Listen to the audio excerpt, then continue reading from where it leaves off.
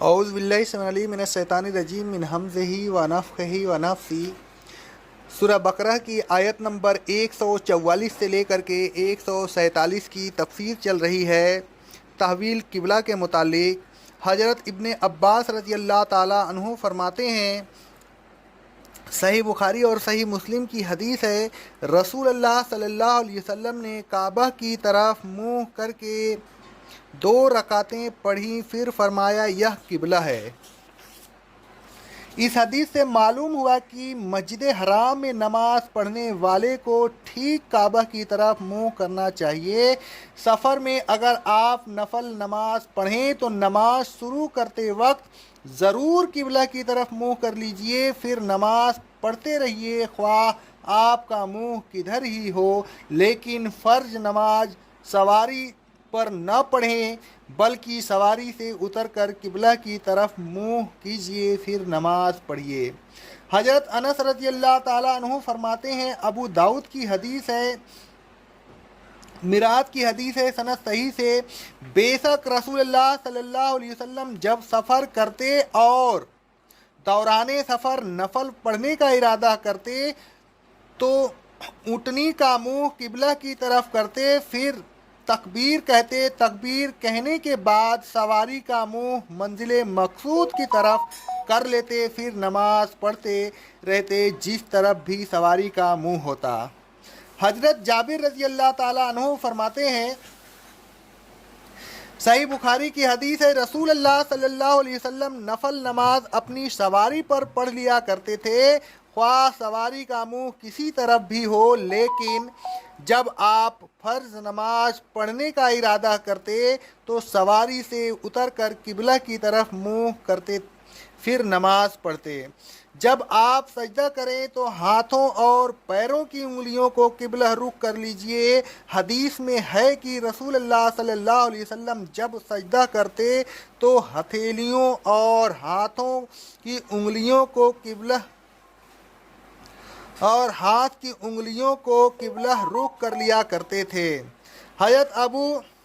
حمید رضی اللہ تعالیٰ عنہ فرماتے ہیں، صحیح بخاری کی حدیث ہے، رسول اللہ صلی اللہ علیہ وسلم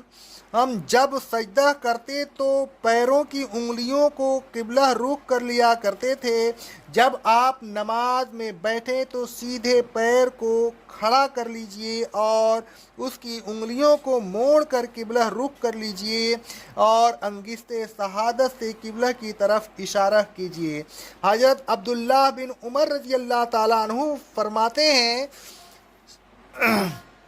رواہ نسائی کی حدیث ہے سند صحیح سے، نماز میں رسول اللہ صلی اللہ علیہ وسلم کی سنت یہ ہے کہ جب بیٹھے تو سیدھا پیر کھڑا کریں، سیدھے پیر کی انگلیوں کو قبلہ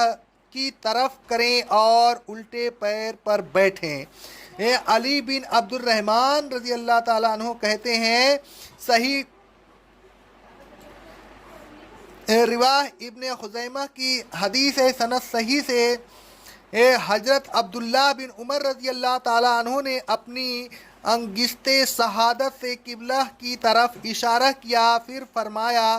میں نے رسول اللہ صلی اللہ علیہ وسلم کو اسی طرح کرتے دیکھا ہے۔ نماز میں قبلہ کی طرف نہ تھوکیے۔ رسول اللہ صلی اللہ علیہ وسلم فرماتے ہیں، صحیح بخاری کی حدیث ہے، تم میں سے جب کوئی نماز پڑھتا ہے تو اس کے اور قبلہ کے درمیان اس کا رب ہوتا ہے، لہذا تم میں سے کوئی شخص ہرگز قبلہ کی طرف نہ تھوکے۔ جب آپ کھلی جگہ قضائے حاجت کریں تو نہ قبلہ کی طرف منہ کیجیے اور نہ پیٹھ کیجیے، اگر درمیان میں کوئی یہ آڑ ہو تو کوئی حرج نہیں، رسول اللہ صلی اللہ علیہ وسلم فرماتے ہیں۔ صحیح بخاری اور صحیح مسلم کی حدیث ہے، جب تم میں سے کوئی قضائے حاجت کے لیے جائے تو پاخانہ کرتے وقت اور پیشاب کرتے وقت قبلہ کی طرف نہ منہ کرے اور نہ پیٹھ کرے۔ حضرت سلمان رضی اللہ تعالیٰ عنہ فرماتے ہیں، صحیح مسلم کی حدیث ہے، رسول اللہ صلی اللہ علیہ وسلم نے ہمیں پاخانہ یا پیشاب کرتے وقت قبلہ کی طرف منہ کرنے سے منع فرمایا ہے۔ حضرت عبداللہ بن عمر رضی اللہ تعالیٰ عنہ فرماتے ہیں، صحیح بخاری اور صحیح مسلم کی حدیث ہے، میں ایک دن کبھی کسی کام سے اپنی بہن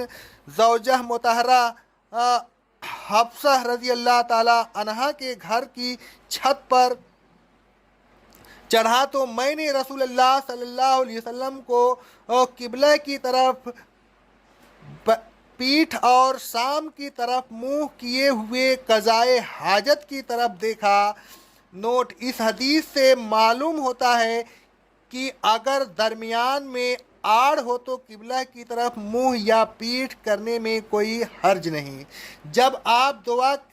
کریں تو قبلہ کی طرف منہ کر لیا کیجیے۔ حضرت عمر رضی اللہ تعالیٰ عنہ فرماتے ہیں، صحیح مسلم کی حدیث ہے کہ جنگ بدر کے موقع پر رسول اللہ صلی اللہ علیہ وسلم نے قبلہ کی طرف منہ کیا، پھر ہاتھوں کو دراز کیا اور اپنے رب سے بلند آواز سے دعا کرتے رہے۔ پھر آپ بڑی دیر تک قبلہ کی طرف منہ کر کے ہاتھوں کو دراز کیے ہوئے بلند آواز سے اپنے رب سے فریاد کرتے رہے۔ حضرت ابو ہریرہ رضی اللہ تعالیٰ عنہ فرماتے ہیں، صحیح فتح الباری کی حدیث ہے، رسول اللہ صلی اللہ علیہ وسلم نے قبلہ کی طرف منہ کیا، پھر دعا کے لیے آپ تیار ہوئے، دونوں ہاتھوں کو بلند کیا اور فریاد فرمایا، اے اللہ، قبیلہ اوس کی ہدایت دے اور انہیں لے آ۔ اے لوگوں، آپ جب کسی صادق القول سے اللہ تعالیٰ اور رسول اللہ صلی اللہ علیہ وسلم کا حکم سنیں تو فوراً اس پر عمل کیجئے، جس طرح صحابہ کرام رضی اللہ تعالیٰ عنہ نے تحویل قبلہ کے سلسلہ میں کیا تھا۔ اے لوگوں، حکم الہی کی تعمیل میں کسی قسم کی ٹال مٹول نہ کیجئے۔ اقول قولی ھذا، استغفر اللہ، استغفر اللہ، استغفر اللہ۔